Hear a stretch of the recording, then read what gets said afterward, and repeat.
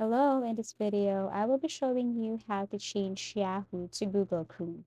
So this is a very easy and quick tutorial. All you have to do is to go to your web browser. And as you can see here on my web browser, you can see a Yahoo logo at the top left corner. To change that, you just have to simply tap this three dots at the top right corner, scroll down and go to settings. Now under settings, you just have to go to search engine, tap this one, and then here, search engine, beside you can see Yahoo Philippines, tap this arrow facing down and then change it into Google.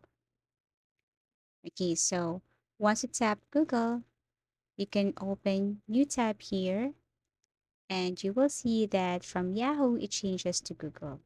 Also, if you want to change this into Bing, into other search engines here, you can simply tap it and go back to your web browser and you can see that it changes. So I want to change it back to Google Chrome. So I have to tap Google again and then exit, then click new tab. And I can see here that from Yahoo, it changes to Google.